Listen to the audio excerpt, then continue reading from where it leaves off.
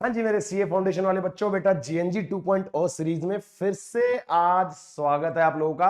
आज है बेटा डे नंबर 16, चैप्टर 6 का बेटा करने जा रहे हैं unit 2, most important unit of this chapter end of this book also.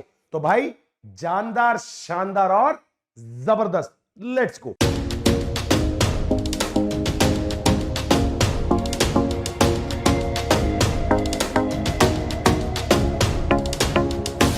तो चलो बच्चों स्टार्ट करते हैं अपने मोस्ट इंपॉर्टेंट यूनिट को, जिसका नाम है Keynesian theory of determination of national income.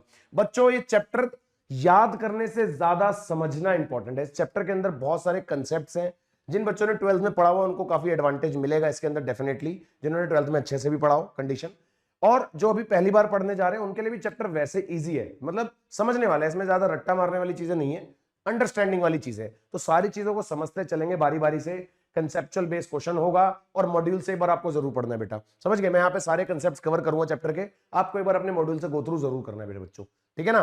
तो भाई जल्दी से स्टार्ट करते हैं बच्चों। सबसे पहले थोड़ा सा इंट्रोडक्शन पार्ट है, ब्लैंक स्लाइड मिलेंगी बेटा इसके अंदर आपको सारी, क्योंकि मैं सारी बातें आपको बताने वाला हूं। थोड़ा सा पार्ट डिस्कस करते हैं स्टार्टिंग में। भाई देखो 1930 का एक डिप्रेशन था, ग्रेट डिप्रेशन के नाम से पॉपुलर हुआ था हमारा ईयर, क्योंकि वर्ल्ड, हमने बिजनेस साइकिल वाले चैप्टर में भी इसके बारे में डिस्कस किया है कि ग्रेट डिप्रेशन का एक समय आया था जब वर्ल्ड वाइड क्राइसिस थे फाइनेंशियल बहुत ज्यादा। तो हमारे कीन्स भाई साहब आए थे। कौन आए थे? कीन्स भाई साहब। पूरा नाम क्या है? जॉन मेनार्ड कीन्स, है ना। तो कीन्स भाई साहब आए थे, इन्होंने वो सॉल्यूशन दिया जो कोई इकोनॉमिस्ट नहीं निकाल पा रहे थे। इन्होंने इकोनॉमी के अंदर कहा कि अगर हम इस तरीके से चेंजेस करते हैं जो इन्होंने रिकमेंड करे, तो अगर हम उसके अकॉर्डिंग चेंजेस करते हैं कीन्स के अकॉर्डिंग, तो हम अपनी सारी प्रॉब्लम का सॉल्यूशन निकाल सकते हैं। तो कुछ कुछ इन्होंने बातें करी थी। एक इन्होंने कहा कि कंजम्पशन का रिलेशन इनकम से कैसे होता है, पढ़ा है ना हमने, consumption is a function of income. फिर इन्होंने बात करी बेटा लिक्विडिटी प्रेफरेंस की। बच्चों किसकी बात करी? लिक्विडिटी प्रेफरेंस की। फिर इन्होंने एक और बात बोली कि इकोनॉमी में मॉनेटरी पॉलिसीज और फिस्कल पॉलिसीज से चेंजेस करे जा सकते हैं। किसका नाम लिया बेटा? Monetary policy. जब हम मॉनेटरी पॉलिसी बोलते हैं यानी कि हम आरबीआई की बात कर रहे हैं, है ना। और जब हम बात करते हैं फिस्कल पॉलिसी की, तो यानी कि गवर्नमेंट की जो एक्सपेंशनरी और कॉन्ट्रेक्शनरी पॉलिसीज होती हैं आएंगी, ठीक है ना। फिस्कल पॉलिसी, तो इन्होंने कहा कि भैया अगर हम इन पॉलिसीज के अंदर चेंजेस करें रेगुलर बेसिस पर सही तरीके से, तो हम इकोनॉमी में सही चेंजेस ला सकते हैं और जो क्राइसिस है उनको सॉल्व कर सकते हैं। और उसके अलावा इन्होंने हमारे को मॉडल्स दिए, 2 सेक्टर मॉडल, जिसके बारे में हम बात करेंगे अभी। 2 सेक्टर मॉडल प्रोवाइड किया भैया, 3 सेक्टर मॉडल, और हमारे पास है 4 सेक्टर मॉडल। तो इन सारे मॉडल्स में कौन कौन से फॉर्मूलाज, कौन कौन से कंसेप्ट्स हैं, इनके बारे में हम डिस्कस करते चलते हैं बेटा बारी बारी से, समझ गए बेटा। तो चलो सबसे पहले बात करते हैं circular flow of income in 2 sector model. तो 2 सेक्टर मॉडल बहुत सिंपल सी बात है।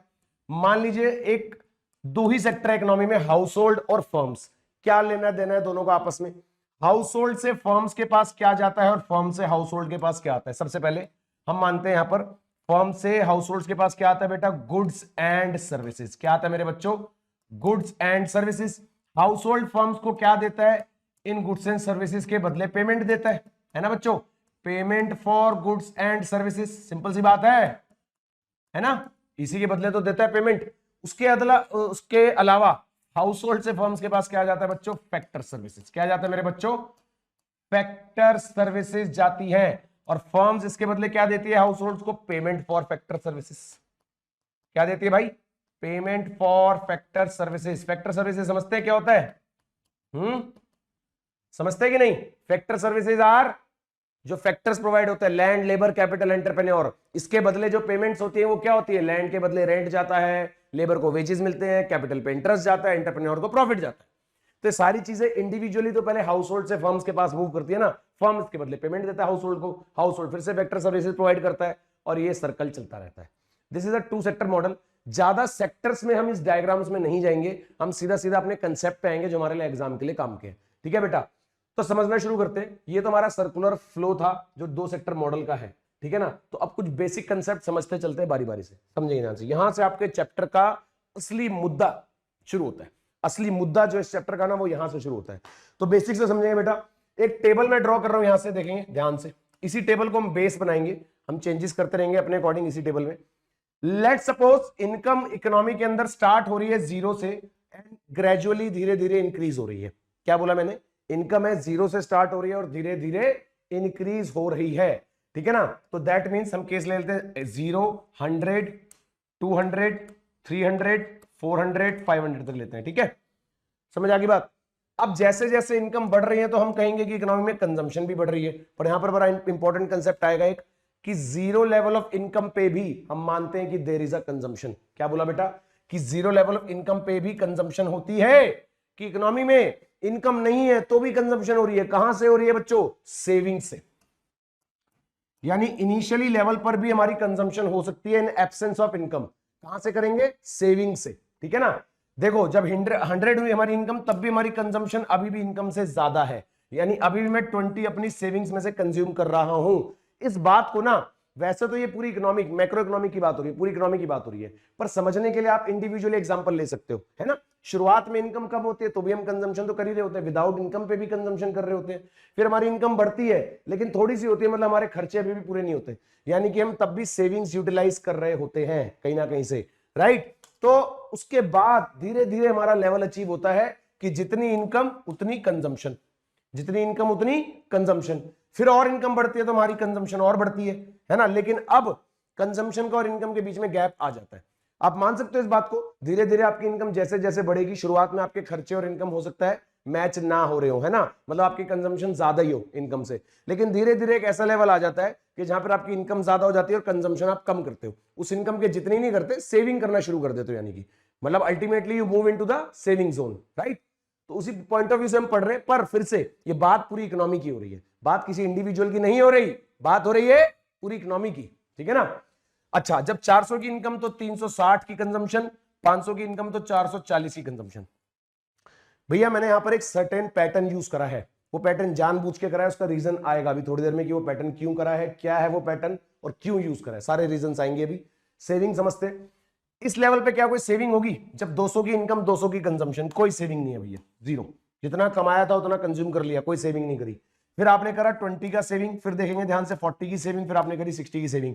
पैटर्न दिख गया आप लोगों को, 20 से सेविंग बढ़ रही है। और एक और बात सुन लो, यहां पर ये जो कंजम्पशन का गैप इनकम से बढ़ता जा रहा है, दिख रहा है आपको, पहले तो उल्टा चल रहा है बेसिकली, यहां से देखो, यहां से 0 गैप है, फिर 20 का गैप है, फिर 40 का गैप है, फिर 60 का गैप है, दिख रहा है बच्चों।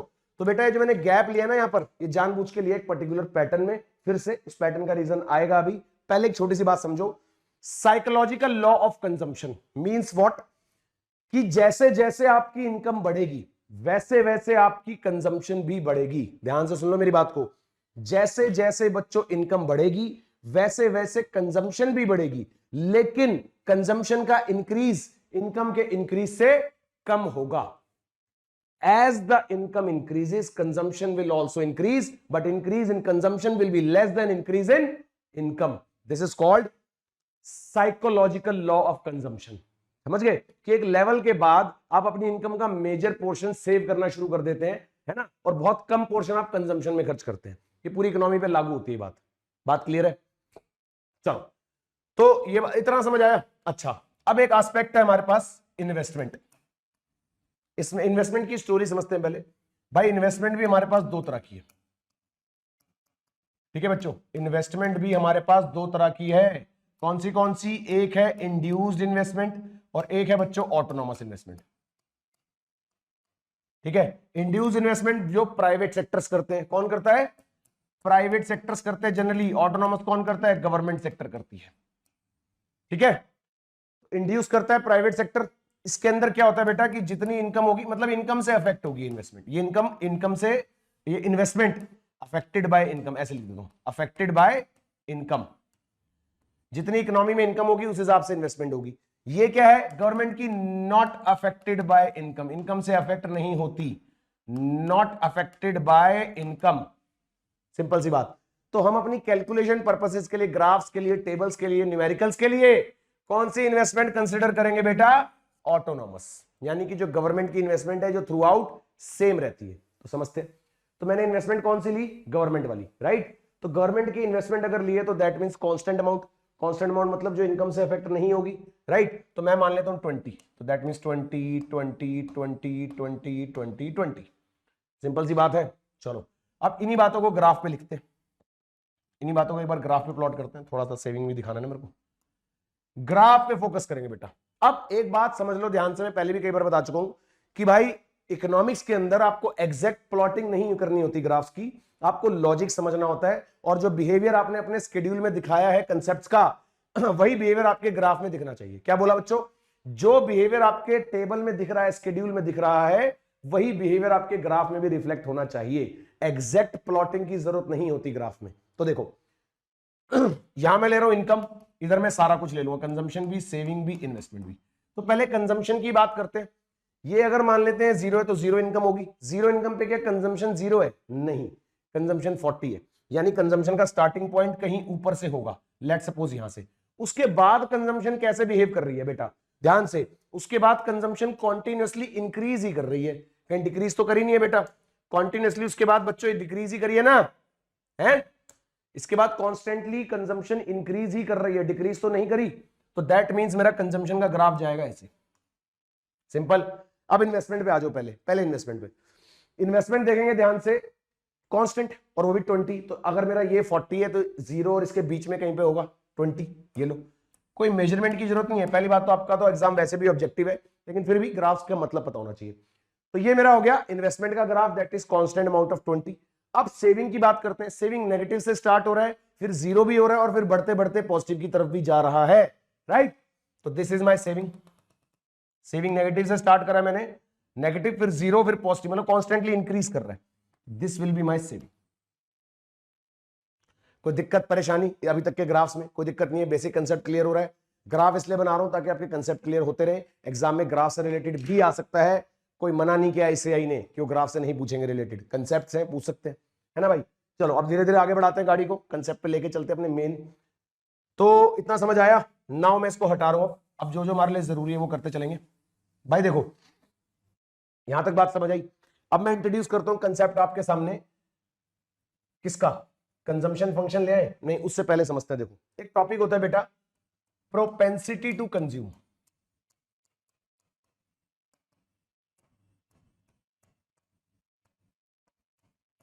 कंज्यूम करने की क्षमता, कैपेसिटी टू कंज्यूम। ध्यान देंगे हम पूरी इकोनॉमी के अंदर, और वो रीजन भी आएगा जो मैंने आपसे थोड़ी देर पहले भी डिस्कस किया था कि भाई ये जो इनकम के साथ साथ जो मैंने पैटर्न लिया है ये, अच्छा यहीं पर एक बात करते हैं पहले। ये पैटर्न आपको समझ तो आ गया होगा, मैंने 20-20 से गैप बढ़ाया है। तो बेटा इसी पैटर्न को यूज करते हुए अगर मैं आगे ले जाके अपनी यहां पर कंजम्पशन लिख दूं कितनी, 3600, तो बताओ उस दौरान कंजम्पशन कितनी होगी? तो आप ऐसे 20-20 से गैप बढ़ाते जाओगे, पहुंच जाओगे, कोई दिक्कत नहीं है, लेकिन टाइम लगेगा। तो अगर मेरे पास कोई ऐसा फॉर्मूला हो कि जिससे मैं डायरेक्ट 3600 पुट करूं और ये आ जाए, तो कितनी अच्छी बात होगी। तो उस फॉर्मूला को ही हम समझने जा रहे हैं, उसका बेसिक समझ रहे हैं, ठीक है बेटा? तो अब आ जाओ कंसेप्ट पे। जो मैंने क्वेश्चन पूछा है इसका आंसर आप लोग कमेंट में बता देंगे जल्दी से, ठीक है ना? मैं नहीं बताऊंगा यहां पर, मैं समझा दूंगा कैसे करते हैं, आंसर आप लोग कमेंट में बताएंगे, ठीक है? चलो तो क्या बोला? प्रोपेंसिटी टू कंज्यूम मतलब कैपेसिटी टू कंज्यूम। तो दो तरह की प्रोपेंसिटीज होती है बेटा, एक होती है मेरे बच्चों मार्जिनल, एक होती है बच्चों मार्जिनल, और एक होती है एवरेज। समझ गए? मार्जिनल प्रोपेंसिटी टू कंज्यूम और एवरेज प्रोपेंसिटी टू कंज्यूम, ठीक है? पूरा नहीं लिख रहा मैं, शॉर्ट में बोलेंगे MPC, इसको शॉर्ट में बोलेंगे APC। APC की बात करें अगर, तो जो भी आपकी करंट इनकम है उसमें से आप कितना कंज्यूम कर रहे हो। क्या बोला? जो भी आपकी करंट इनकम है उसमें से आप कितना कंज्यूम कर रहे हो, दैट इज C/Y। ये हो गया APC। MPC क्या है? जितना भी आपकी इनकम में चेंज होता है, क्या बोला? जितना भी आपकी इनकम में चेंज होता है, out of that changed income आपकी कंजम्पशन में कितने का चेंज होता है। मैं चेंज वर्ड पे बार बार फोकस कर रहा हूं, ध्यान से समझ लेना कि what is your change in consumption with respect to change in your income. क्या आपकी कंजम्पशन में कितना चेंज होगा with respect to change in your income. बात समझ आ गई? तो बेटा ये होता है मेरे बच्चों MPC, marginal propensity to consume. समझ रहे हो? देखो आपके पास जैसे भी 0 रुपीज है, कुछ रुपीज नहीं, आपके पास है 100 रुपीज, समझना मेरी बात को, ठीक है? और आपका है छोटा भाई बहन घर में, उसके पास भी आए 100 रुपीज, समझना आप जरा। अब आपने क्या करा, इस 100 में से आपने 70 रुपीज कंज्यूम कर लिए, खा गए, 70 रुपीज की आप चॉकलेट खा गए, 30 रुपीज आपने बचा लिए। और आपका जो छोटा भाई बहन है ये आपने सेव करा, ये आपने कंज्यूम करा, ये आपकी इनकम चेंज हुई थी जो डेल्टा Y, ये आपकी डेल्टा C है। डेल्टा मैं जानबूझ के लिख रहा हूं क्योंकि मैं चेंज को हाईलाइट कर रहा हूं। ठीक है, ये आपका छोटा कजन है, उसकी भी इनकम में चेंज हुआ था 100 से 100 रुपए से इनकम में चेंज हुआ था, है ना। उसने क्या करा, उसने चॉकलेट खाई कितने की, 40 की, ये उसका चेंज इन कंजम्पशन है। और इनकम में सेव कर लिया उसने कितना बेटा, 60। तो इस बात का मतलब क्या, हम ये समझ रहे हैं कि जब आपकी इनकम में 100 रुपए का चेंज आता है तो आपकी कंजम्पशन में 70 रुपए का चेंज आ जाता है। मतलब कि आप अपनी चेंज वाली इनकम का 70% कंज्यूम कर लेते हो बेटा। क्या बोला कि आप अपनी चेंज इन इनकम का 70% कंज्यूम कर लेते हो, और वहीं आपका कजन क्या करता है, वो सिर्फ 40% कंज्यूम करता है। वो सिर्फ कितना कंज्यूम करता है, 40%। तो ये मतलब होता है कि इकोनॉमी में, अब हम मैक्रो लेवल पे समझ रहे हैं, ये इंडिविजुअल की बात नहीं हो रही, ये मैं सिर्फ एग्जांपल इंडिविजुअल पे ले रहा हूं, पर हम मैक्रो पढ़ रहे हैं, राइट। तो पूरी इकोनॉमी में जब इनकम में चेंज होता है तो उसमें से कंजम्पशन में कितना चेंज होगा। और हम यहां पर एक बात एज्यूम कर रहे हैं कि पूरी इकोनॉमी का एमपीसी एक ही चल रहा है, एक वक्त पे, एक समय पे पूरी इकोनॉमी का एमपीसी एक ही है। ये हम एज्यूम कर रहे हैं बेटा, यहां पर ये बात समझ लेना, पूरी इकोनॉमी का एक टाइम पर एक ही एमपीसी है। समझ गए मेरी बात को। कौन कौन से एमपीसी होते हैं, एमपीसी का मतलब समझ गए। अब मेरे इस डेटा का एमपीसी निकालो, ये लो एमपीसी का कॉलम मैंने आपको दे दिया, निकाल के देखो खुद से। और अब आपको उस क्वेश्चन का आंसर मिलेगा जो मैंने आपसे कहा था कि मैंने यहां पर पैटर्न सेम क्यों रखा हुआ है, क्योंकि मैंने अभी इसका आंसर किया कि हमने एमपीसी पूरी इकोनॉमी में सेम रखना है। हमने एजम्पशन लिया कि हमारा एमपीसी पूरी इकोनॉमी का सेम है और सेम रहेगा हमेशा। तो मैंने जानबूझ के अपना डेटा भी उसी अकॉर्डिंग लिया है कि मेरा एमपीसी किसी भी स्टेज पे निकाल लो सेम ही निकलेगा। देख लो, पहले वाला तो चलो ब्लैंक है, चेंज क्या होगा, जीरो इनकम है, जीरो से इनकम में चेंज है 100 का, कंजम्पशन में चेंज है बेटा 80 का, तो 80 अपॉन 100 करेंगे तो 0.8।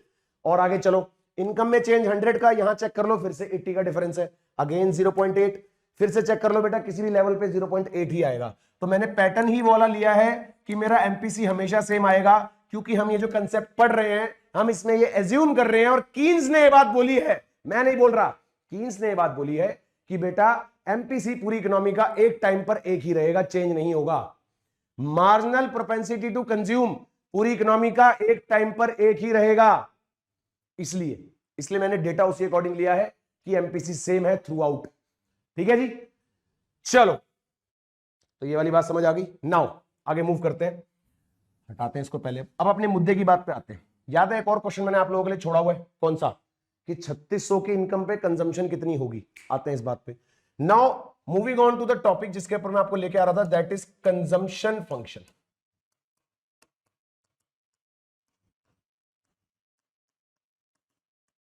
कौन सा बेटे, कंजम्पशन फंक्शन। ये वो इक्वेशन है या वो रिलेशनशिप है कंजम्पशन का इनकम के साथ। ये तो समझ आ गया आपको कि consumption is related to income. Keynes ने भी ये बात बोली थी कि इनकम से रिलेटेड है कंजम्पशन, जितनी इनकम होगी उसी अकॉर्डिंग आपकी कंजम्पशन होगी, राइट। तो हमने अपने डेटा में ध्यान देंगे दो ऐसी चीजें जो हमेशा सेम रहेंगी इकोनॉमी में, हमारे एग्जांपल के हिसाब से, हमारे एग्जांपल के हिसाब से, या जो भी एक फिगर पर्टिकुलर एक टाइम पर एक ही रहेगी। मेरे इस एग्जांपल में क्या सेम है, तो ये वाली कंजम्पशन जो जीरो लेवल ऑफ इनकम पे है बेटा, और एमपीसी मेरा थ्रू आउट सेम है। आप कहोगे सर इन्वेस्टमेंट भी है पर उसका कंजम्पशन फंक्शन में कोई लेना देना नहीं है, इसलिए हम उसको इग्नोर कर रहे हैं, ठीक है ना। तो देखेंगे, मैं हमारे लिए डेरिवेशन इंपॉर्टेंट नहीं है एग्जाम में, हमें सीधा कंजम्पशन फंक्शन यूटिलाइज करना है, फिर भी मैं उसका मतलब बता रहा हूं।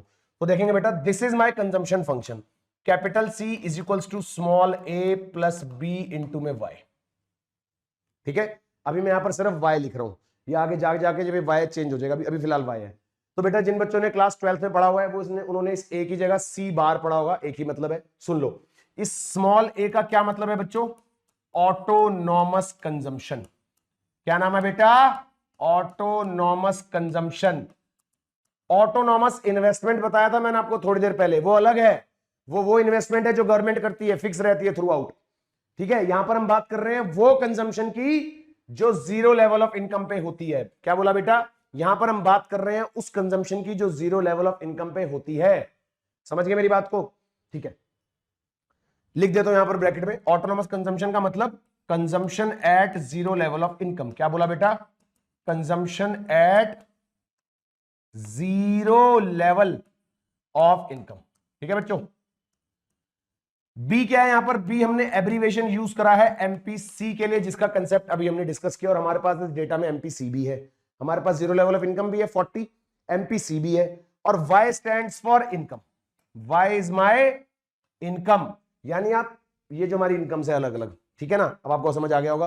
तो अपने इस डेटा का अगर मैं कंजम्पशन फंक्शन यहां पर फॉर्म करूं तो क्या बनेगा मेरे बच्चों, वो बनेगा c is equals to 40 plus 0.8 into में y। सो बेटा this equation is my consumption function of this example. अब आप इसको वेरीफाई कर सकते हो, इसमें y की जगह कोई भी इनकम पुट करो, उसके सामने वाली कंजम्पशन आ जाएगी आपके पास। देखो ना, जैसे मैं यहां पर मान लो 300 डालता हूं, 300 का कितना हो गया, 0.8 करेंगे तो 240, 240 प्लस 40 इज 280, ये लो 280 लिखा हुआ है। अब इसका आंसर आप लोग मेरे को कमेंट में डाल देंगे। ये 3600 को यहां पुट करना है और कंजम्पशन बतानी है कितनी आएगी, कमेंट में डाल देना, पता लग जाएगा कौन कौन से बच्चे पढ़ रहे हैं या वीडियो बस स्किप करके भाग रहे हैं, ऊपर ऊपर से देख रहे हैं। ठीक है भाई, तो इस इनकम को यहां पुट करके कंजम्पशन फाइंड आउट करके दे देना बच्चों, समझ गए मेरी बात। तो ये था कंजम्पशन फंक्शन। ऐसे ही इससे मिलता जुलता टॉपिक वो है हमारा मेरे बच्चों सेविंग फंक्शन। क्या है, सेविंग फंक्शन। इसको हटा रहे हैं अब जरा, अब हम बात कर रहे हैं किसकी, सेविंग फंक्शन की। किसकी बच्चों, सेविंग फंक्शन की। अगर कंजम्पशन फंक्शन समझ आ गया तो सेविंग फंक्शन में ज्यादा दिमाग लगाने की जरूरत नहीं है, बस हम सेम एब्रिविएशंस यूज कर रहे हैं। अब सेविंग फंक्शन का मतलब क्या है कि हम किसी भी लेवल ऑफ इनकम पे सेविंग निकालना चाहते हैं, राइट। तो देखेंगे S इज इक्वल्स टू, ध्यान देंगे, जितना स्टार्टिंग लेवल पे ऑटोनॉमस कंजम्पशन था, यानी वो कंजम्पशन जो जीरो लेवल ऑफ इनकम पर होती है, उतनी ही मेरी सेविंग है नेगेटिव में, क्योंकि इनकम तो है ही नहीं, यानी मैं सारी कंजम्पशन कहां से कर रहा हूं, सेविंग से। तो एब्रिविएशन को सेम रखने के पर्पस से मैं क्या लिख रहा हूं, S is equals to minus a, है ना, वही ऑटोनॉमस कंजम्पशन माइनस में प्लस। अब यहां एक कंसेप्ट आएगा, उसको सुनेंगे ध्यान से, क्योंकि हम सेविंग की बात कर रहे हैं। Now saving depend on your marginal propensity to save. Example याद है जो भी हमने डिस्कस किया था, आपकी इनकम में 100 रुपए का चेंज आया, डेल्टा वाई, जिसकी वजह से आपकी कंजम्पशन में चेंज आया था 70 रुपए का, तो इसका मतलब आपकी सेविंग में चेंज आया 30 रुपए का। बात समझ गए। तो भाई एक बात बताओ, अगर मैं परसेंटेज वाइज बात करूं, ये आपकी 100% इनकम है जो चेंज हुई है, उसमें से 70% आपने कंज्यूम कर ली, बाकी 30% आपने सेव कर ली, तो इसको टोटल करेंगे तो 100% आपके पास टोटल इनकम आएगी ना, राइट। तो इसका मतलब ये हुआ कि चेंज इन इनकम का जितना पार्ट आप कंज्यूम करते हो, उसके बाद जो बची हुई इनकम आप सेव ही कर लेते हो, तो दोनों का परसेंटेज आप अगर अलग अलग निकालोगे तो दैट कम्स अप टू 100%, और उसी को अगर हम पॉइंट में कन्वर्ट कर देंगे तो 1 होगा। कहने का मतलब 70% can be return as 0.7 and 30% can be return as 0.3, तो 100% क्या हो गया 1। तो सीधा सा कंसेप्ट है बेटा जो मैं बताना चाह रहा हूं, that is MPC plus MPS equal to 1। MPC plus MPS equal to 1। तो अगर हमने एमपीसी के लिए एब्रीविएशन यूज करी थी बी, याद है अभी अभी करी थी, एमपीएस क्या निकलेगा मेरे बच्चों, 1 माइनस बी। तो हम अपने सेविंग फंक्शन में एमपीएस लिखना चाहते हैं तो हम उसकी जगह क्या लिखेंगे, 1 माइनस बी, और y हमारा वही इनकम है, तो this will be my saving function. अब मेरे इस डेटा का अगर आप सेविंग फंक्शन लिखना चाहते हो इस एग्जांपल का, तो क्या होगा, -40 प्लस 0.2 y, क्योंकि 0.8 अगर एमपीसी है तो बेटा एमपीएस निकाल के देख लो, हर लेवल पे 0.2 ही निकलेगा, है ना। और अगर अलग से फॉर्मूला की बात करें तो डेल्टा एस अपॉन में डेल्टा वाई, कि what is your change in saving with respect to your change in income. पहले बताया चैप्टर कंसेप्चुअल है, लर्न करने वाला नहीं है, समझने वाला। जितना समझोगे उतना चैप्टर में मजा आएगा, उतना बढ़िया से याद रहेगा एग्जाम में। ठीक है बच्चों, तो ये मेरा एमपीएस का फॉर्मूला होता है, इसको आप लगा के देख लो, हर लेवल पर सेम आएगा। तो अगर हमने ये एज्यूम करा है कि हमारा एमपीसी सेम है पूरी इकोनॉमी का, तो यानी एमपीएस भी सेम है, क्योंकि दोनों को प्लस करके तो इक्वल टू 1 ही आता है ना। अगर मैंने पूरी इकोनॉमी का एमपीसी एज्यूम कर लिया है 0.8, तो इसका मतलब पूरी इकोनॉमी का एमपीएस 0.2 है। सिंपल और सरल सी बात, ठीक है जी। चल बेसिक कंसेप्ट्स में ये तो फंक्शन बता दिए। नाउ अब एक बात और पढ़ते हैं, इसको हटा देते हैं, अब एक और कुछ काम का लेके आते हैं मजेदार सा।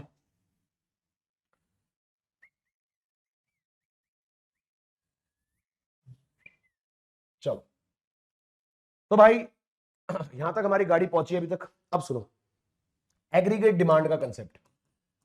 एग्रीगेट डिमांड मींस पूरी इकोनॉमी में होने वाली डिमांड। क्या बोला, जो डिमांड पूरी इकोनॉमी के अंदर हो रही है उसको बोलते हैं बच्चों aggregate demand. That is equals to, क्योंकि हम अभी 2 सेक्टर मॉडल पढ़ रहे हैं, तो C प्लस आई। क्या बोला, C प्लस आई। सिंपल भाई, पूरी इकोनॉमी में डिमांड किस चीज की होगी, हाउस होल्ड कंजम्पशन के लिए डिमांड करेंगे और इन्वेस्टमेंट के लिए डिमांड होगी, बस। और कुछ तो है ही नहीं 2 सेक्टर मॉडल में, हाउस होल्ड और फर्म्स, और कुछ तो है नहीं। फर्म्स भी हम गवर्नमेंट वाली ले रहे हैं, ऑटोनॉमस वाली, राइट। तो aggregate demand is equals to C plus I, ये समझ आता है। दूसरा कंसेप्ट है एग्रीगेट सप्लाई का बच्चों। एग्रीगेट सप्लाई मींस कि कितनी इकोनॉमी में गुड्स एंड सर्विसेज सप्लाई हो रही है, टोटल। Aggregate means total. तो मैं यहां पर ये कह सकता हूं कि जितनी इकोनॉमी में गुड्स एंड सर्विसेज सप्लाई हो रही है उतनी ही इनकम जनरेट हो रही है, उतनी ही जितनी गुड्स एंड सर्विसेज सप्लाई हो रही होंगी उतनी इनकम जनरेट हो रही होगी। So AS is equals to Y. और अभी हमने एक कंसेप्ट समझा यहां पर छोटा सा, क्या था कि हमारा वाई जो है हमारी कंजम्पशन प्लस सेविंग के इक्वल होता है, कि जो भी इनकम है या तो हम उसको कंज्यूम करते हैं या सेव करते हैं। तो भाई अगर एएस वाई के इक्वल है, वाई इसके इक्वल है, तो कह सकता हूं कि AS is equals to C plus S है भाई, बोल सकता हूं कि नहीं, क्योंकि एएस वाई के equal, Y C plus S के इक्वल, तो एएस सी प्लस एस के इक्वल। बात समझ आ गई? ठीक है। तो अगर मैं अपने इस डेटा में यहां पर एडी निकालने की कोशिश करूं तो क्या होगा, सी और आई को प्लस करते जाओ, आ जाएगा। क्या होगा, 40 प्लस 20 60, 120 प्लस 20 40, 220 निकाल लोगे आप इजीली, ये तो बच्चों है ना, 300, चलो मैंने निकाल ही दिया अब तो ऑलमोस्ट, और ये हो गया 460। ठीक है, नाउ अब हम ग्राफ की बात करते हैं। ये एएस वाला कंसेप्ट याद रखना, मिटा रहा हूं। ठीक है, चलो थोड़ा सा ग्राफ समझ रहे हैं फिर आगे चल रहे हैं, ये इसलिए बता रहा हूं, अगला इक्विलिब्रियम का टॉपिक है तो वहां पे ले जाना पड़ेगा, इससे पहले ये बताना पड़ेगा। तो बच्चों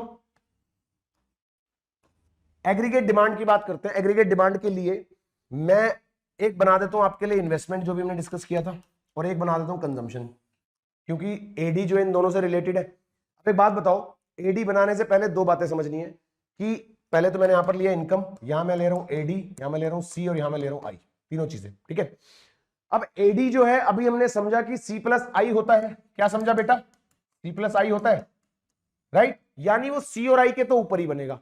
एक बात क्या समझ आ गई, कि एग्रीगेट डिमांड सी और आई के तो ऊपर ही बनेगा। अब ऊपर कहां बनेगा, जब मैंने आई को कांस्टेंट माना हुआ है, मैंने माना हुआ है कि आई हमेशा सेम ही रहेगा, और मेरे को एडी बनाना है सी के ऊपर, तो भाई दो ग्राफ्स बनाने और दोनों के बीच का डिफरेंस हमेशा सेम है। तो क्या पैरेलल लाइंस की डेफिनेशन नहीं है कि दो ग्राफ बनाने, दो लाइनें बनानी और उनका डिफरेंस हमेशा सेम है, तो ये पैरेलल लाइंस की डेफिनेशन ही तो होती है भाई, राइट। तो यानी this will be my AD, कि भाई एक तो इनके ऊपर बनेगा क्योंकि इनका सम है, और डिफरेंस एडी और सी में हमेशा सेम रहेगा क्योंकि ऑटोनॉमस इन्वेस्टमेंट है, तो इसलिए AD will be parallel to C, यानी this will be the shape of AD. समझ गए, बात क्लियर है? अच्छा, ऐसे ही अगर मैं एएस की बात करूं बेटा, इसको हटाते हैं, ग्राफ ही ग्राफ है चैप्टर में सर, क्या सर चैप्टर में ग्राफ ही ग्राफ, वैल्यूज ही वैल्यूज लिखे जा रहे हो, भाई यही है चैप्टर में, क्या करूं।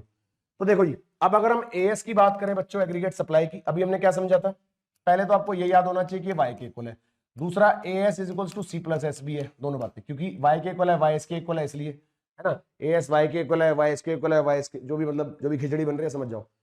ठीक है भाई, तो नाउ एएस की वैल्यूज यहां पर निकाल के देखो, सी प्लस एस करो जरा, देखना करना सी प्लस एस, क्या वाई नहीं बन रहा, और हमने वैसे ही बोल दिया एएस वाई के इक्वल है, निकाल के देख लो, सारी वाई जैसी वैल्यूज आएंगी, यानी 0 100 200 300 400 500 एंड सो। ठीक है जी, तो अगर बेटा मैं इसका ग्राफ बनाना चाहूं तो कैसा बनेगा, यहां पे मैंने लिया इनकम, यहां पर मैंने लिया एग्रीगेट सप्लाई, क्या ग्राफ बनेगा, ग्राफ कुछ ऐसा बनेगा कि जब दोनों ही सेम है, यानी ये 0 है तो वो भी 0 है, ये 100 है तो ये भी 100 है, ये 200 है तो ये भी 200 है, तो आप वैल्यूज जब बनाओगे तो ऐसे ऐसे नहीं आएंगी वैल्यू सारी, है ना, 0 0 100 100 200 200 300 300 400 400 500, मतलब इस तरीके से लाइन में आती जाएंगी वैल्यूज की नहीं। तो बेटा my as graph will be a 45 degree line starting from the origin, and this is also a graph of income, क्योंकि दोनों इक्वल है, तो इसको आप एएस का ग्राफ बोल दो या इनकम का ग्राफ बोल दो, एक ही बात है, समझ गए, एक ही बात है, एग्रीगेट सप्लाई का कर्व बोलो या इनकम का कर्व बोलो, क्योंकि दोनों सेम है।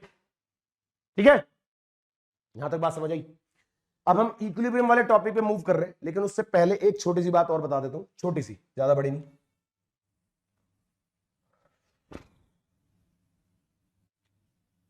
छोटी सी बात समझते हैं बेटा, एक जो अभी तक हमने बातें पढ़ी उसी पे बेस्ड है, कि ये मैंने पढ़ा था मेरा कंजम्पशन, क्या पढ़ा था बेटा, कंजम्पशन, और ये मैंने अभी भी पढ़ा है इनकम, है ना, कंजम्पशन और इनकम, और ये आपको अपने ग्राफ में भी, टेबल में भी दिख रहा होगा, स्टार्टिंग में देखो कंजम्पशन ज्यादा है, स्टार्टिंग में कंजम्पशन इनकम से ज्यादा है ना, मतलब मैंने वाई और सी एक साथ बनाया, और उसके बाद मेरी कंजम्पशन ऊपर हो गई है, इनकम नीचे हो गई है ना, और यानी कि मेरा सेविंग जोन स्टार्ट हो गया। तो बेटा ये वाला जो एरिया है, यहां पर मेरी कंजम्पशन ज्यादा है इनकम से, this is my dissaving zone, यहां पर क्या है, सेविंग नहीं हो रही, डिस सेविंग है। इधर क्या है, इधर इनकम ज्यादा है कंजम्पशन से, यहां मेरी सेविंग स्टार्ट हो गई है, राइट। और ये जो पॉइंट है बीच में, यहां पर वाई सी के बराबर है, इसको क्या बोलते हैं, ब्रेक इवन पॉइंट, क्या बोलते हैं, ब्रेक इवन पॉइंट। और इसी पॉइंट पर ध्यान देंगे, जब ये दोनों बराबर है उसी समय सेविंग मेरी 0 है, राइट। तो यानी एक और बात समझ आई, ब्रेक इवन पॉइंट पे सेविंग क्या होती है, 0, ग्राफ में बना भी देते हैं ये लोग। तो यहां से आप एक स्ट्रेट लाइन ड्रॉ करेंगे, यानी कि मुझे नीचे वाले एक्सिस पर वो पॉइंट मिल गया जहां से एग्जैक्टली मेरा सेविंग कर्व क्रॉस करेगा स्टार्टिंग फ्रॉम दी नेगेटिव, है ना। जो नेगेटिव से चलता हुआ आ रहा है वो अब यहां से क्रॉस करेगा। ये किसी और कर्व के पैरेलल है नहीं है डजंट मैटर। तो ये एक छोटा सा कंसेप्ट और था, मैंने कहा भी बता दूं। ठीक है बच्चों, क्लियर है। चलो अब हम आगे मूव करते हैं नेक्स्ट स्लाइड पे। इक्विलिब्रियम के पॉइंट्स पढ़ेंगे, इन्वेस्टमेंट मल्टीप्लायर पढ़ेंगे, बाकी सेक्टर्स ऑफ मॉडल में जो जो फॉर्मुलाज है वो पढ़ेंगे। ये बेसिक था, ठीक है ना। तो बेटा इक्विलिब्रियम के बारे में बात करते हैं, बहुत छोटी सी बात है, सिंपल सी सरल सी। ये लो, हमने एडी और एएस पढ़ा है अभी अभी अलग अलग। ये मेरा एएस का कर्व पढ़ा मैंने, एग्रीगेट सप्लाई, ये पढ़ा मैंने एग्रीगेट डिमांड, ऐसे ही पढ़ा है ना। तो जहां पर दोनों मीट करते हैं बच्चों, this will be my equilibrium, this will be my equilibrium. अब अगर इस इक्विलिब्रियम पॉइंट से मेरा एग्रीगेट डिमांड ऊपर शिफ्ट हो जाए, ये मैंने नया शिफ्ट कर दिया AD, this is my new AD, ठीक है, this is my new AD. और जो पहले वाला एएस है उसको तो लिख ही दूंगी एएस। तो क्या हुआ, एक वर्टिकल शिफ्ट आ गया इक्विलिब्रियम में। क्यों? क्योंकि मेरा एग्रीगेट डिमांड बढ़ गई इकोनॉमी में, तो मेरा इक्विलिब्रियम पॉइंट ये था, ऊपर शिफ्ट हो गया, ई डैश हो गया, है ना। तो पहले बेटा मेरा आउटपुट लेवल जो था वो यहां पर इतना था, अब मेरा आउटपुट लेवल कितना है, अब आउटपुट लेवल ये वाला है, राइट। तो ये जो वर्टिकल शिफ्ट आया है एग्रीगेट डिमांड में इंक्रीज होने का, दिस इज कॉल्ड मेरे बच्चों इन्फ्लेशन। इन्फ्लेशन आ गया, इकोनॉमी में एग्रीगेट डिमांड बढ़ रही है, लोगों की परचेजिंग पावर बढ़ रही है, तो this is called inflation. Simple, कि एग्रीगेट डिमांड बढ़ गई, इकोनॉमी जितनी थी उससे ऊपर चली गई, यानी कि it's gives rise to inflation. Simple. ऐसा ही सेम डिफ्लेशन है, इसी में बना दूं, चलो नया बना देते हैं यार, इतना क्या है ना, मारा मारी करनी है, नया बना देते हैं। ऐसा क्या हो गया, हमें सिर्फ कंसेप्ट समझना है यहाँ पे इन्फ्लेशन डिफ्लेशन का, फिर आगे बढ़ रहे हैं। सेम तरीके से मेरे बच्चों, ये मेरा aggregate supply, this is my aggregate demand. अब डिमांड इकोनॉमी में गिर गई, डिमांड क्या होगी, पहले नया बना, ये पुराना वाला इक्विलिब्रियम है। इक्विलिब्रियम मतलब फुल एम्प्लॉयमेंट लेवल, जहां पर सब कुछ बढ़िया है, जितनी इकोनॉमी में डिमांड हो रही है उतनी सप्लाई हो रही है, सब सेटिस्फाइड है, बढ़िया। लेकिन अब क्या हुआ, अब मेरी डिमांड इकोनॉमी में फॉल होगी बच्चों, ये एग्रीगेट डिमांड नीचे आ गई, ठीक है जी। तो नया इक्विलिब्रियम क्या हुआ, चेंज हो गया, है ना। अब ये एग्रीगेट सप्लाई को इधर कट कर रहा है, यानी ये आउटपुट लेवल हो गया। तो this is my vertical shift, अब नीचे की तरफ शिफ्ट हुआ है, एग्रीगेट डिमांड कम हो गई, दिस इज कॉल्ड डिफ्लेशन। तो इक्विलिब्रियम मतलब जहां पर दोनों इक्वल होते हैं, और इन्फ्लेशन डिफ्लेशन इज जब डिमांड एक्सीड कर जाए, इन्फ्लेशन डिमांड फॉल हो जाए तो डिफ्लेशन। सिंपल सी बात, ठीक है ना। और एक और बात की हमें क्या समझ आया कि इक्विलिब्रियम का मतलब क्या समझा हमने बेटा, AD is equals to AS, that means C plus I हमने पढ़ा is equals to C plus S, ये कैंसिल हो गया, तो I is equals to S. बोले तो investment is equals to saving भी इक्विलिब्रियम की ही कंडीशन होती है। ये बहुत बेसिक बात है, अभी एक और ग्राफ बनाऊंगा, क्लियर हो जाएगा कि आप, रीजन आपके सामने, एडी और एएस को अगर हम इक्वल कर दें तो कंजम्पशन कैंसिल, ये बचेगा खाली। तो यानी कि ये दोनों पॉइंट भी एक साथ एग्जिस्ट करेंगे। दिखाता हूं ग्राफ से क्या कहना चाह रहा हूं, देखो ग्राफ से देखेंगे, ऐसे नहीं, ऐसे हल्के में थोड़ी करेंगे, ग्राफ से करेंगे। लो जी, तो भाई एक डायग्राम में मैं बना रहा हूं ऊपर, ये एक में बना दूं पूरा, थोड़ा सा बड़ा करते हैं इसको, है ना, थोड़ा सा बड़ा कर देते हैं, हाँ इतना सफिशिएंट है। सो ये हमने पढ़ा बेटा एएस और ये हमने पढ़ा एडी। अब ध्यान से, जहां पर ये एडीएस कट हो रहे हैं वहां से मैं एक लाइन ड्रॉ कर रहा हूं, और ये मेरा है इन्वेस्टमेंट का कर्व, पढ़ा था ना, कांस्टेंट कर्व है। अब ये जहां पर आई को कट कर रहा है, ये मतलब ये वाला पॉइंट दोनों एक दूसरे के सामने रखने हमने, इक्विलिब्रियम वाला भी और ये भी, this point and this point, right, ये इक्विलिब्रियम का पॉइंट है। एग्जैक्ट उसी पॉइंट पर सेविंग इन्वेस्टमेंट को कट करेगी, रीजन आपके सामने है, ठीक है ना। एग्जैक्ट उसी पॉइंट से मेरा सेविंग कर्व क्रॉस होगा, कहां पे, जहां पर AD is equals to AS है, एग्जैक्ट उसी पॉइंट से सेविंग कर्व क्रॉस करेगा, यानी ये वाली कंडीशन मैंने ग्राफ में दिखा दी। तो this is all about two sector model. अभी तक हमने गवर्नमेंट सेक्टर को और फॉरेन सेक्टर को इंक्लूड नहीं करा है, आएगा वो धीरे धीरे आएगा, होल्ड ऑन आएगा, ठीक है जी। इन्फ्लेशन डिफ्लेशन समझ आ गया, आगे बढ़ रहे हैं। अभी आएगा जो 3 सेक्टर मॉडल है, डिस्पोजेबल इनकम है, और जो 2-4 फॉर्मुलाज है, खत्म कर देंगे अभी। भाई देखो, सबसे पहले तो इन्वेस्टमेंट मल्टीप्लायर के कंसेप्ट को तो मैं बताऊंगा, लेकिन उससे पहले वो समझ लो जो एग्जाम के लिए सबसे ज्यादा जरूरी है, कि ऐसा ना हो कि आप इसकी एक्सप्लेनेशन में खो जाओ मेरे साथ और मेन चीज भूल जाओ। तो मेन चीज समझ लो इसका मीनिंग और फॉर्मूला, बस। बाकी जो मैं बताऊंगा वो थोड़ी सी अंडरस्टैंडिंग है, वो समझ आ जाए तो ठीक है, नहीं आए तो आप जितना हो सके उतना कर लेना, पर जो मेन बात है वो याद रखना, वो ये है कि सबसे पहले इसको हम डिनोट करते हैं के से, ठीक है जी, जिसका मतलब क्या होता है, सुनो ध्यान से, वापिस आ जाओ इधर, खोना नहीं है भाई, सोना नहीं है, खोना नहीं है, वीडियो में जागे रहना है, आंख और कान खुले रखने हैं, सुनते रहना है, कमेंट करते रहना है, लाइक करते रहना है वीडियोस को, कुछ नहीं करते तुम लोग, बस ऐसे ही देख के चलते हो, है? देखो ध्यान से, क्या बोला मैंने, इन्वेस्टमेंट मल्टीप्लायर का मीनिंग है कि what is your change in income due to change in investment, कि इकोनॉमी के अंदर जब नई इन्वेस्टमेंट आएगी, सॉरी इकोनॉमी के अंदर जब नई इन्वेस्टमेंट आएगी, डेल्टा आई मतलब चेंज इन इन्वेस्टमेंट, तो उसकी वजह से इकोनॉमी में कितनी इनकम जनरेट होगी। भैया पैसा आएगा बाहर से तो पैसे से पैसा बनेगा ना, सरल भाषा में ये इसका मीनिंग है, समझ गए। तो फॉर्मूला इसी अकॉर्डिंग आपको याद रखना है बेटा। ये अगर आप डेफिनेशन याद रखोगे जो मैंने अभी बोली है तो आप फॉर्मूला याद रखोगे, नहीं तो बच्चे फॉर्मूला उल्टा कर देते हैं एग्जाम में।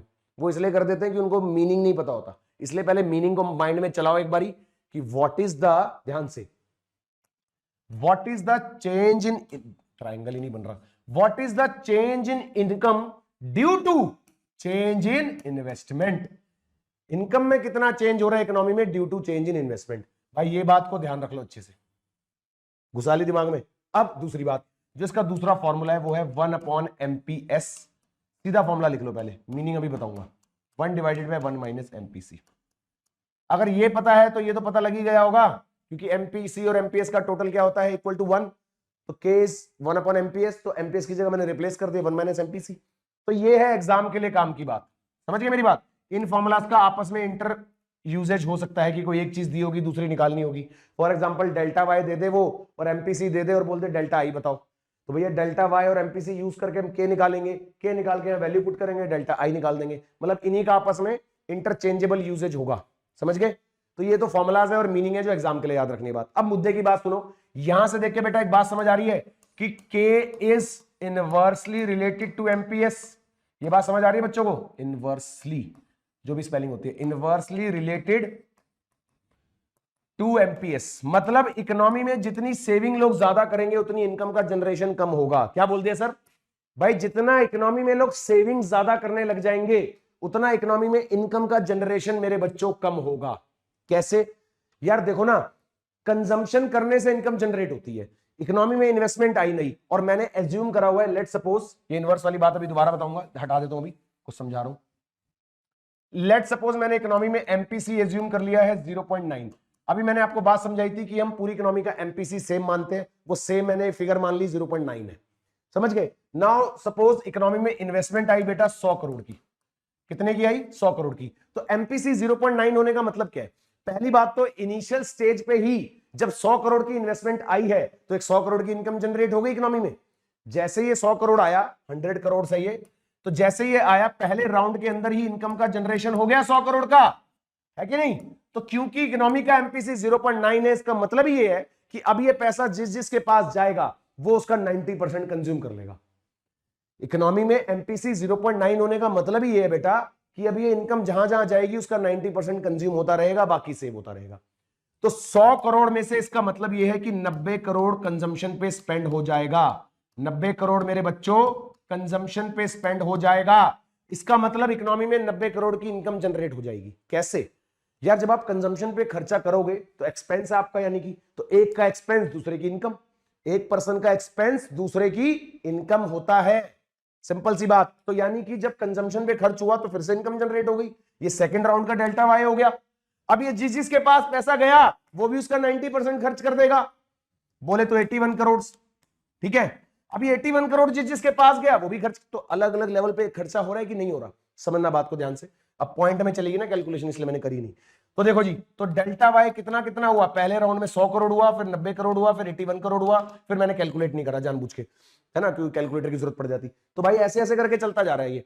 तो मेरे को ये जानना है कि ये टोटल कितना होगा, कि हर लेवल पे जो इनकम का जनरेशन है ये टोटल कितना होगा। पर एक बात ध्यान दो, एक बात को ध्यान दो यहीं पर, अगर एमपीसी 0.9 है तो एमपीएस कितना है? 0.1 है। एक काम करो, इसको यहां पुट कर दो और के की वैल्यू निकाल के बताओ कितनी आती है। पुट करो, मैं कर दूं? चलो मैं कर देता हूं। क्या कह रहे हो सर, यूट्यूब पे पढ़ा रहे हो, आंसर पूछ रहे हो? 0.1 पुट करेंगे कितना आएगा? घटाया 10, 10। इसका मतलब क्या है? अगर के की वैल्यू 10 आ रही है, इसका मतलब पता है क्या है? कि इकोनॉमी में जितनी भी इन्वेस्टमेंट आएगी उसका 10 गुना इनकम जनरेट हो जाएगी। इकोनॉमी में जितनी भी इन्वेस्टमेंट आएगी उसका 10 टाइम्स इनकम जनरेशन होगा। ये के की वैल्यू 10 निकलने का मतलब है। के की वैल्यू 10 निकलने का मतलब है कि जितना भी इकोनॉमी में इनकम इन्वेस्टमेंट आएगी उसकी 10 गुना इनकम जनरेट होगी। यानी कि अगर 100 करोड़ आई थी इन्वेस्टमेंट तो इसका टोटल डेफिनेटली कितना आएगा बच्चों? 1000 आएगा। कितना आएगा? 1000 करोड़ आएगा। ये इस के का मतलब है जो भी हमने समझा, और वैसे मैं एग्जाम के लिए पहले बता चुका हूं। अच्छा, अब उस बात पे आते हैं इनवर्सली रिलेटेड पे। इनवर्सली रिलेटेड वैसे तो फॉर्मूला से समझ आ रहा है और कंसेप्ट से समझते हैं कि अगर इकोनॉमी में लोग सेव करना ज्यादा शुरू कर दे, अभी मेरा ये कितना है एमपीसी 0.9 है, 0.1 है, लेट सपोज एमपीसी हो गया, ज्यादा कम नहीं कर रहा, सिर्फ 0.8, इसका मतलब एमपीएस भी हो गया 0.2। अब यहां पर 0.2 रख के निकालो जरा कितना आता है, ये लो के की वैल्यू रख दो, ये 1/0.2, पॉइंट हटाया 0.5 आ रहा है भैया आपके मेरे बच्चों, 5 आ रहा है, पहले कितना आ रहा था 10, यानी कि अब कितनी इनकम जनरेट होगी 500, सीधा सीधा ड्रॉप देख रहे हो कितना बड़ा आ गया। तो एमपीसी के बढ़ते ही इनकम का जनरेशन क्या हो गया? कम हो गया। जैसे ही marginal propensity to save increase हुआ, वैसे ही इनकम का जनरेशन इकोनॉमी में कम हो गया। तो दैट मींस जितना ज्यादा मेरा एमपीएस होगा, MPS marginal propensity to save, यानी जितने लोग सेव ज्यादा करना शुरू कर देंगे तो इकोनॉमी में इनकम का जनरेशन कम होगा। एग्जांपल आपके सामने है, अंडरस्टैंडिंग आपके सामने है, फॉर्मूला आपके सामने है, मैं आपके सामने हूं सब बताने वाला। समझ गए भाई? तो ये पूरे इन्वेस्टमेंट मल्टीप्लायर का कंसेप्ट है, मीनिंग है। दो बातें एक और क्या समझ आई कि इससे इनवर्सली रिलेटेड है और एमटीसी से डायरेक्टली रिलेटेड है। ये अपॉन में तो लिखा है पर 1 माइनस करके लिखा है ना, इसलिए भी। तो भैया जितनी ज्यादा एमटीसी होगा उतना इनकम का जनरेशन ज्यादा होगा, जितना ज्यादा एमपीएस होगा उतना इनकम का जनरेशन कम होगा। घुस गया दिमाग में और खून में, उतरा कि नहीं? चलो आगे बढ़ते हैं इसी बात पे। तो ये था बेटा इन्वेस्टमेंट मल्टीप्लायर का कंसेप्ट, फॉर्मूला, अंडरस्टैंडिंग। ठीक है, चलो नाउ एक डिटरमिनेशन 3 सेक्टर मॉडल। अब देखो 3 सेक्टर मॉडल में मैं वो डायग्राम वायग्राम में नहीं लेके जा रहा, मैं आपको सीधा मुद्दे की बात बता रहा हूं जो एग्जाम के लिए काम की है। ठीक है भाई?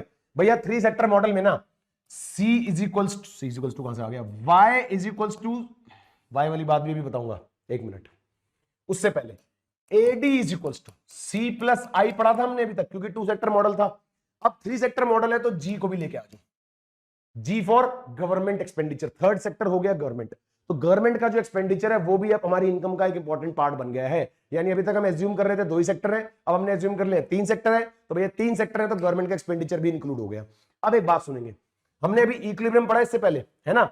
उससे अभी मैं कुछ रिलेट करके बताने जा रहा हूं। उससे पहले एग्रीगेट सप्लाई मैंने माना था कि इनकम के इक्वल है, जितनी इनकम जनरेट हो रही है, जितना एग्रीगेट सप्लाई में जितनी गुड्स एंड सर्विसेज सप्लाई हो रही है उतनी इनकम जनरेट हो रही है। ठीक है जी, इज इक्वल्स टू में, अब ध्यान से क्योंकि 3 सेक्टर मॉडल है तो C प्लस क्या था, S था। अब हम लिखेंगे यहां पर एक और चीज T, टैक्स, क्योंकि गवर्नमेंट सेक्टर भी तो आ गया ना। गवर्नमेंट के अगर खर्चे को मैं एग्रीगेट डिमांड में ले रहा हूं तो गवर्नमेंट की इनकम भी तो लूंगा इनकम में। गवर्नमेंट के लिए जो टैक्स है वो गवर्नमेंट की इनकम है ना कि नहीं है, राइट?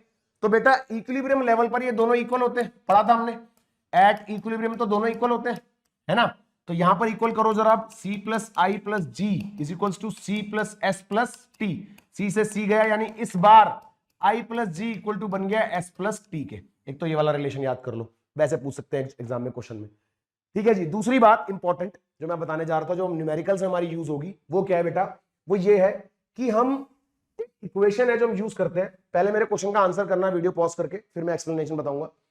कि हम कई क्वेश्चंस में ऐसा लिखा हुआ देखते हैं y is equals to C plus I plus जी।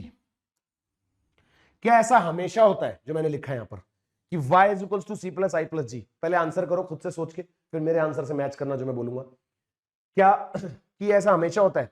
नहीं, ऐसा हमेशा नहीं होता, क्योंकि ये सिर्फ तब होगा जब लिखा होगा क्योंकि ये मैंने कहां लिखा है बताना जरा, y इज इक्वल, मैंने तो AD के इक्वल लिखा है, पर जब इक्विलिब्रियम होगा तो इक्विलिब्रियम पे दोनों बराबर होते हैं, ये इसके बराबर हो जाता है, तो यानी कि ये भी इसके इक्वल हो गया, तो इसलिए हमने ये इसके इक्वल लिख दिया। बात समझ आई? तो इक्विलिब्रियम लेवल पर सब कुछ इक्वल हो जाता है, इसलिए हम ये यूज करते हैं। यानी ये जो मैंने यहां पर लिखा है ये सिर्फ और सिर्फ तब यूज होगा जब लिखा होगा एट इक्विलिब्रियम, या फिर जब हम इक्विलिब्रियम इनकम निकालना चाहते होंगे तब हम ये वाला रिलेशन यूज कर सकते हैं। बात समझ आ गई? और एक और बात, अब आते हैं मुद्दे की बात पे, ये भी मुद्दा ही था वैसे तो। अब काम का मुद्दा जो आपके न्यूमेरिकल क्वेश्चंस में काम आने वाला है वो ये है कि इक्वेशन समझ आ गई, इक्विलिब्रियम लेवल पर हम ये यूज करेंगे बेटा। नाउ क्योंकि अब गवर्नमेंट सेक्टर भी आ गया है और टैक्स का भी इंट्रोडक्शन हो गया है, तो अब सुनेंगे ध्यान से। कंजम्पशन फंक्शन मैंने क्या पढ़ा बेटा? ये पढ़ा था a प्लस बी वाई। अब बी वाई नहीं है, वाई डी है। वाई के साथ एक स्मॉल डी भी लिख दिया है मैंने, जिसका मतलब क्या है? Disposable income. और जो कि कैसे निकलेगा, इसका फर्दर एक्सपेंशन करता हूं, समझ आ जाएगा। बी के साथ ब्रैकेट में y माइनस टी, यानी अब आपको टैक्स भी माइनस करना है तो आपके पास इक्वेशन कंप्लीट होगी। यहां पर एक्सपेंड करके दिखा रहा हूं, y is equals to a plus B bracket में y minus T plus I plus G. समझ आ गई मेरी बात। अब यहां पर ना मैं आपको डेरिवेशन करके दिखाऊं कि y को अलग करूं या ब्रैकेट्स ओपन करूं जिससे y अलग हो जाएगा, उसका कोई यूज नहीं है बेटा, कोई यूज नहीं है उसका, क्योंकि आपको वो इक्वेशंस याद करने की जरूरत ही नहीं है। क्यों नहीं है जरूरत, क्वेश्चन आएगा एग्जाम में, आप डायरेक्ट उठा के वैल्यूज पुट कर दो, सॉल्व कर दो। ये तो समझ आ गया ना क्या होता है, आपको ये भी समझ आ गया क्या होता है, आपको ये भी समझ आ गया कि मैंने ये कहां से एक्सपेंड करा, सी का एक्सपेंशन है ना कंजम्पशन फंक्शन का, ये तो लिखा सामने, कंजम्पशन फंक्शन का ये एक्सपेंशन है। तो भाई क्यों दिमाग पे लोड कर रहे हो फालतू का। जब ये समझ आ गया है तो क्वेश्चन में आपको पूछा जाएगा इक्विलिब्रियम इनकम निकालो, और आपको डेटा दिया होगा तो भाई वैल्यूज पुट कर दो और निकाल दो। क्यों इसके फॉर्मूला को डिराइव कर रहे हो, क्या क्या जरूरत है उसको करने की, कोई जरूरत नहीं है, कोई जरूरत ही नहीं है डेरिवेशन की। एक जगह पे जरूरत पड़ेगी डेरिवेशन वाले एक पार्ट की, वो भी लास्ट वाले पार्ट की, जो मैं आपको ऐसे ही बता दूंगा, उसमें भी डेराइव नहीं करना होगा। समझ गए, अगर आप वो मेरा बताया हुआ फॉर्मूला याद कर लोगे तो उसमें भी डेरिवेशन की जरूरत नहीं है। बात क्लियर हो गई। अच्छा, अब क्योंकि 3 सेक्टर मॉडल है तो इसके अंदर गवर्नमेंट ट्रांसफर इनकम भी दे सकती है, डिस्पोजेबल इनकम बढ़ जाएगी उससे। अगर सरकार टैक्स लेती है लोगों से तो डिस्पोजेबल इनकम कम हो जाती है, तभी मैंने y माइनस टी करा यहां पर, क्योंकि इनकम को रिड्यूस करता है टैक्स लोगों की। कंजम्पशन फंक्शन में हम डिस्पोजेबल इनकम ले रहे हैं तो y माइनस टी क्यों कर रहे हैं, क्योंकि लोगों की इनकम कम हो रही है टैक्स के अमाउंट से। लेकिन अगर सरकार ट्रांसफर इनकम देना शुरू कर दे तो क्या फर्क आ जाएगा, यहां पर क्या फर्क आ जाएगा, मतलब मैं ट्रांसफर इनकम का केस लिख रहा हूं यहां पर, ये लो आपके क्वेश्चन में क्या, ट्रांसफर की स्पेलिंग भूल गया क्या मैं, ट्रांसफर इनकम अगर सरकार दे रही है तो उस केस में आपके इस इक्वेशन में क्या फर्क आएगा, देख लो। जनरल इक्वेशन आप ऐसे एक्सपेंड करोगे, सी प्लस आई प्लस जी। अगले स्टेप में आप क्या करोगे, ध्यान से, सी प्लस बी ब्रैकेट में वाई डी है, ये बेसिकली है ना, वाई डी है, और वाई डी को जब एक्सपेंड करोगे तो क्या आएगा, ध्यान से, Y minus T plus T R. क्योंकि ट्रांसफर इनकम से डिस्पोजेबल इनकम बढ़ जाती है भाई, उससे लोगों के पास जो पैसा पहुंच रहा है वो इंक्रीज हो जाएगा, टैक्स से लोगों के पास जो पैसा पहुंचता है वो कम हो जाता है, इसलिए तो डिस्पोजेबल इनकम का एक्सपेंशन चेंज हो जाएगा। इस डिस्पोजेबल इनकम का एक्सपेंशन क्या बन जाएगा बेटा, y minus T plus T are. अगर क्वेश्चन में आपको ट्रांसफर इनकम दिख जाए तो, नहीं है तो नहीं है, भाड़ में जाए, और है तो ले लेना। क्या इसका भी डेरिवेशन करने का जरूरी है, देखो मैं एक बार फिर से लिख देता हूं पूरा मैं क्या कहना चाह रहा हूं। देखो कोई डेराइव करने की जरूरत नहीं बेटा, ओरिजिनल इक्वेशन वही है, ये लो, ये मेरी ओरिजिनल इक्वेशन है in case of 3 sector model. Consumption function को एक्सपेंड करो ट्रांसफर इनकम को ध्यान में रखते हुए, कैसे एक्सपेंड करोगे, y is equals to C, sorry consumption function लिखना ना, a प्लस बी ब्रैकेट में y minus T plus T R, बाकी as it is plus I plus G. कोई दिक्कत परेशानी नहीं, कोई दुविधा नहीं, कोई इसको डिराइव करके रखने की जरूरत नहीं कि y को अलग कर दूं बाकी में वैल्यू डालूं। भैया क्वेश्चन में इक्विलिब्रियम इनकम निकालने के लिए आएगा, ये आपके सामने एक्सपेंशन है, इसमें सारी वैल्यूज डाल देना, y को सॉल्व कर देना, सिंपल मैथ्स है। इसके बाद सिर्फ मैथ्स का खेल रह जाता है, इकोनॉमिक्स का खेल खत्म हो जाता है। जब आपको ये इक्वेशन पता है और आपने वैल्यूज पुट करनी है तो उसके बाद आपकी मैथ्स कितनी अच्छी है वो काम आएगी, उसके बाद इकोनॉमिक्स काम नहीं आएगी, ना मैं काम आऊंगा। उसके बाद आपकी मैथ्स कितनी अच्छी है वो काम आएगा। समझ गए भाई, सिंपल। ये है 3 सेक्टर मॉडल में मैंने ट्रांसफर इनकम वाली बात भी इंक्लूड कर दी, और एक और केस ले सकते हैं इसके अंदर, वो 4 सेक्टर मॉडल में भी काम आएगा। जैसे कि हमने टैक्स की बात करी, टैक्स को भी मैंने सीधा सीधा लिया, यहां पर सीधा यहां पर रेट दिया होगा कुछ भी वो ले लिया। बट हो सकता है बेटा, हो सकता है कि मुझे टैक्स जो है ना वो एज अ फंक्शन दिया हो। क्या बोला मैंने, कि मुझे जो टैक्स है वो कैसे दिया हो, एज, ओहो, टैक्स कैसे दिया हो बच्चों, एज अ फंक्शन। मतलब कि टैक्स को जो है आपको एज अ इक्वेशन फॉर्मेट में दिया हो सकता है। कैसे लिखेंगे, देखो, tax is equals to T bar plus small T into में वाई। इसका मतलब क्या है, मैं इसको वैसे दे दूं जैसा दिया हो सकता है क्वेश्चन में, ऐसे दिया हो सकता है कि टैक्स इज इक्वल्स टू 30 प्लस 0.3 वाई। तो यानी कि यहां पर जो 30 है वो टी बार है, that is fixed amount of tax, constant amount of tax, और 0.3 is the rate which depends on income, कि जो भी इनकम होगी उस पर 30% टैक्स। समझ गए, तो इसका एक्सपेंशन क्या हो जाए, अब क्या इक्वेशन में क्या बदलाव होगा, देखो जब आप अपनी इक्वेशन एक्सपेंड करोगे तो उसमें आप जहां पे टैक्स लेते हो यानी डिस्पोजेबल इनकम में जब आप y माइनस टी करते हो तो t की जगह ये फंक्शन आ जाएगा पूरा। कैसे देखते हैं, हटा दूं, चलो साइड में लिख दो इसको भी। देखो तो मैंने ये बोला बेटा कि जब हमें क्वेश्चन में टैक्स एज अ फंक्शन दिया होगा, अगर तो हम उसको एज अ फंक्शन यूज कर लेंगे, क्या दिक्कत है। देखो ओरिजिनल यही है ना, अभी तक मैं 4 सेक्टर मॉडल में नहीं गया, 4 सेक्टर मॉडल में सारी बातें रिपीट है और नया एडिशन है, ठीक है। तो देखो c प्लस आई प्लस जी, यहां तक c को एक्सपेंड करेंगे तो क्या लिखेंगे, c प्लस, c को लिख रहा हूं a प्लस बी इंटू में वाई डी, अभी मैंने एक्सपेंड नहीं करा डिस्पोजेबल इनकम को, ठीक है, प्लस आई प्लस जी। जिस बच्चे को आता है वीडियो पॉज करके खुद से भी कर सकता है, फिर मैच कर सकता है। तो भाई जब हम डिस्पोजेबल इनकम को एक्सपेंड करेंगे तो क्या होगा, हम लिखेंगे y माइनस टी, लिखना था हमें टैक्स, लेकिन टैक्स तो इसके इक्वल है, तो भाई इसको लिख दो। अब क्योंकि माइनस का साइन है तो ब्रैकेट बना के लिख दो, कंफ्यूजन होती है तो ये लो, और प्लस, प्लस क्या, अगर ट्रांसफर इनकम भी है तो प्लस भी कर दो, ये लो, और plus I plus G as it is. तो क्या फर्क पड़ा, अब आपकी डिस्पोजेबल इनकम इसके इक्वल है। Now your disposable income becomes equal to this, income minus tax, और टैक्स दिया हुआ था एज अ फंक्शन, मतलब एज अ इक्वेशन, तो इक्वेशन डाल दी टैक्स की, प्लस कर दिया ट्रांसफर इनकम। ये सारी वैल्यूज दी होंगी क्वेश्चन में, उठा के पुट करनी है और फिर मैथ्स, पुट करो मैथ्स लगाओ, खत्म, प्रैक्टिस से आ जाएगा बाकी, राइट। तो बेटा ये वाली भी समझ आ गई, इसको आगे एक्सपैंड करके याद करने की कोई जरूरत नहीं है, एग्जाम ऑब्जेक्टिव है, सीधा वैल्यू निकालने के लिए आएगा तो सॉल्व करना है इसमें डाल के। बेटा जिसको बच्चे को लगता है कि डिराइव करके मुझे तो फाइनल इक्वेशन चाहिए जिसमें वैल्यू डालूं, तो भाई वैसे कर लो, कोई दिक्कत नहीं है, जैसे आपको अच्छा लगे। समझिए मेरी बात, मैं तो इस बात में बिलीव करता हूं कि रट्टा मारने वाला चैप्टर नहीं है, समझ लोगे तो आराम से आप इसको हैंडल कर लोगे पूरे चैप्टर को, समझ गए।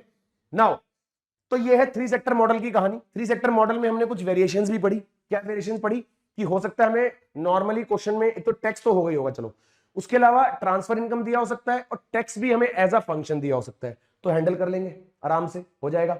अच्छा अब हम चले अगर बेटा 4 सेक्टर मॉडल में, ठीक है, गवर्नमेंट सेक्टर और इनकम डिटर्मिनेशन हमारा वही है जो भी हमने पढ़ा, सेम अलग अलग केसेस जो हमने पढ़े, tax as a function, transfer income, तो ये वाली बातें हमने उसमें कवर कर ली है। नाउ 4 सेक्टर मॉडल में अगर बात करें तो y is equals to C plus I plus G plus एक और क्या बात आ गई, नेट एक्सपोर्ट्स। नेट एक्सपोर्ट कैसे लिखेंगे, एक्सपोर्ट माइनस इंपोर्ट, सिंपल। अब जो भी एक्सपेंशन हमने पीछे पढ़े हैं वो सारे इसके साथ होंगे, लेकिन अब यहां पर जो नए कंसेप्ट है उस पर ध्यान देना है, जिसमें हमें अगर डिराइव करना चाहो डिराइव कर लो, मैं तो आपको डायरेक्ट फॉर्मुला दे दूं जो एग्जाम में काम आएगा, सीधा ऑब्जेक्टिव क्वेश्चन है, 1 नंबर में कितनी मेहनत करनी है वो आपको डिसाइड करना है ना। तो भाई देखो मतलब जल्दी जल्दी होना चाहिए क्वेश्चन एग्जाम में मेरे अकॉर्डिंग, तो फटाफट वैल्यू डालो, आंसर निकालो, आगे बढ़ो। एक क्वेश्चन में कितना समय लगाना है, राइट, तो मैं उस हिसाब से बताऊंगा कि वो 1 नंबर का क्वेश्चन है 1 मिनट में हो जाएगा। तो देखो अगर थोड़ा मुश्किल हुआ तो भी 1 मिनट, वरना तो कम टाइम लगता है। Now y is equals to C plus I plus G plus X minus M, क्योंकि फॉरेन सेक्टर भी आ गया, फॉरेन सेक्टर मतलब 4th सेक्टर जो हमारा, क्योंकि अब हम 4 सेक्टर मॉडल की बात कर रहे हैं ना, तो फॉरेन सेक्टर से एक्सपोर्ट और इंपोर्ट ही होता है, लेना देना, राइट। तो इसमें वेरिएशंस क्या क्या है, तो जो ट्रांसफर इनकम वाला वेरिएशन है और टैक्स को एज अ फंक्शन वाला वेरिएशन है वो तो आपको समझ आ गया है ना। एक और जो नई चीज है वो क्या है बेटा, कि अब आपका इंपोर्ट जो है वो भी आपको एज अ फंक्शन दिया हो सकता है, यानी कि constant amount of import plus small m into Y. ये जो स्मॉल m है ये क्या है, ध्यान से सुन लो, ये जो स्मॉल m है बच्चों ये है मार्जिनल, क्या है, मार्जिनल प्रोपेंसिटी टू इंपोर्ट। ये क्या है मेरे बच्चों, मार्जिनल प्रोपेंसिटी टू इंपोर्ट है ये, कि इंपोर्ट करने की कितनी क्षमता है वो भी मेरी इनकम पे डिपेंड करेगा। इंपोर्ट के लिए पैसे देने पड़ते हैं ना, इंपोर्ट करते हो तो पेमेंट जाती है बाहर, तो ये मेरा मार्जिनल प्रोपेंसिटी टू इंपोर्ट है जो डिपेंड करेगा मेरी इनकम पे। तो ये एक नया फैक्टर एक और आ गया। तो मैं अगर सारे फैक्टर डाल दूं, मान लो एक साथ क्वेश्चन में डाल दूं समझने के लिए, सिर्फ मान लो आपको क्वेश्चन में सारे दे दिए जो जो हमने पढ़े भी, टैक्स भी एज अ फंक्शन दे दिया है, और क्या बोलते हैं अपना ट्रांसफर इनकम भी है, ये इंपोर्ट फंक्शन भी है, इंपोर्ट फंक्शन बोलते हैं इसको, क्या बोलते हैं बच्चों, इंपोर्ट फंक्शन। मैं सारे एक बार आपको पुट करके दिखा रहा हूं, सारे एक बार आपको मैं पुट करके दिखा रहा हूं फंक्शन में, कि कैसे दिखेगा हमारा फंक्शन देखने में, सॉल्व करते समय क्या क्या वैल्यूज होंगी। देखने में हो सकता है कि बच्चों को खतरनाक लगे, पर कुछ भी ऐसा नहीं है, बेसिक अंडरस्टैंडिंग के अंदर हम सिर्फ एक्सपेंड कर रहे हैं बस, ठीक है ना। देख लेते हैं एक बारी, तो यहां से हटा के मेन क्वेश्चन में पुट करता हूं इसको। देखो भाई, तो income will be equal to, consumption function को एक्सपेंड कर रहे हैं, ए प्लस बी ब्रैकेट में सारी पॉसिबिलिटीज ले रहा हूं मैं जो आ सकती है। डिस्पोजेबल इनकम में होता है y माइनस टी, पर टी को मैंने मान लिया टैक्स एज अ फंक्शन दिया हुआ है, तो लो जी, ठीक है, प्लस मैंने मान लिया ट्रांसफर इनकम भी दिया हुआ है, तो लो जी, ये मेरा डिस्पोजेबल इनकम का एक्सपेंशन है। आई दिया होगा, जी हमेशा जी होगा, और आई और जी का अगर एक्सपेंशन कुछ दिया भी होगा तो सीधा बता देंगे, उसमें कुछ सोचने वाली बात नहीं है। तो अभी मैं मान रहा हूं कि आई मेरा आई है, जी मेरा जी है, प्लस एक्स के साथ अब इंपोर्ट की जगह इंपोर्ट का फंक्शन है, तो import M bar plus small m into Y, ठीक है जी। ये इस तरीके से वैल्यूज पुट होंगी। जब आप इनको ओपन करके सॉल्व करके डिराइव करने की कोशिश करोगे तो y वाली सारी टर्म्स इधर आ जाएंगी, सब उधर चला जाएगा। तो अब हम आते हैं अपनी मुद्दे की बात पे, क्योंकि मैं आपको डेरिवेशन वाला पार्ट नहीं करा रहा, कोई जरूरत नहीं डेरिवेशन वाला पार्ट करने की। अगर आपको वैल्यूज डालनी मतलब ये एक्सपेंशन करना आ गया समझ में, तो क्वेश्चन में सब दिया होगा, उठा के पुट कर देना। वैसे भी 1 नंबर के क्वेश्चन में वो सारी पॉसिबिलिटीज नहीं देंगे, ये भी मान के चलो। दे भी दिया तो हम हैंडल कर सकते हैं, पर ये मान लो कि 1 नंबर के क्वेश्चन में वो इतना सब नहीं दे देंगे। एक आधा फंक्शन दे देंगे, दूसरा नहीं देंगे, फिर सारी चीज नहीं देंगे फंक्शन की फॉर्म में। इतना टिपिकल नहीं करेंगे 1 नंबर के क्वेश्चन को, राइट। कर भी देंगे तो हो सकता है manage. Now the main thing is, जिसमें मैं आपको लेके आना चाहता हूं, वो ये है। हटाते हैं इसको जरा थोड़ी देर के लिए, ठीक है जी।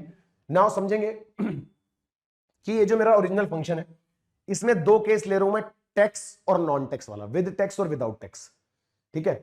तो बेटा पहले हम बात कर रहे हैं विदाउट टैक्स की। टैक्स नहीं है, मतलब क्या नहीं है टैक्स का? टैक्स एज अ फंक्शन नहीं है। समझिए मेरी बात, कि टैक्स के बारे में कोई बात, टैक्स तो हो सकता है, टैक्स का फिक्स अमाउंट हो सकता है, पर टैक्स एज अ फंक्शन तो नहीं है, ये बात कंफर्म है। क्या बोला मैंने? कि टैक्स एज अ फंक्शन तो नहीं है, ये बात कंफर्म है। मतलब कि without tax as a function. तो उस केस में जब आप एक्सपेंशन करोगे, तो एक्सपेंशन में YD का एक्सपेंशन क्या होगा बेटा?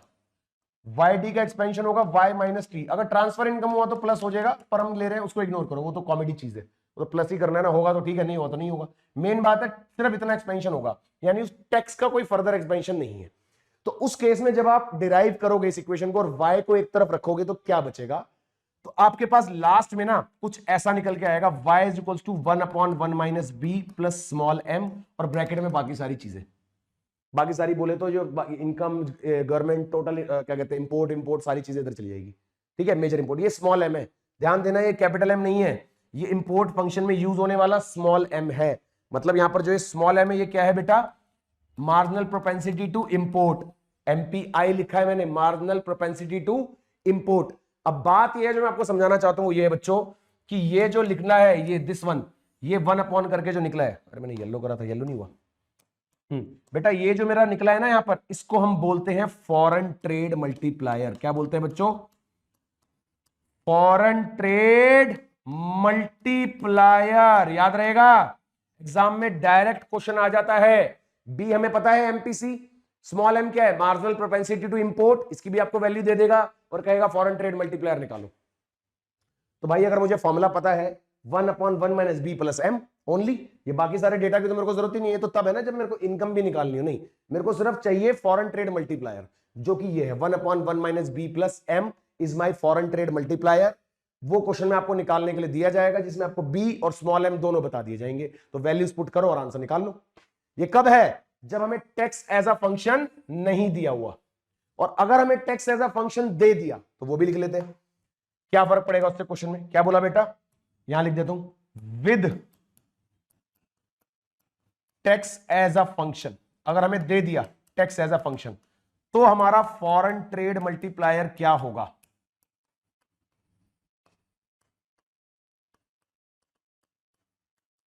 तो टैक्स एज अ फंक्शन में पहले ये समझ लो, टैक्स एज अ फंक्शन में this is T bar plus small T into Y. तो this small t is the rate of tax, जो क्वेश्चन में आपको दिख जाएगा सीधा सीधा, है ना। तो फॉरेन ट्रेड मल्टीप्लायर जब with tax as a function होगा, सॉरी ज्यादा कर दिया, जब with tax as a function होगा तो क्या होगा बेटा?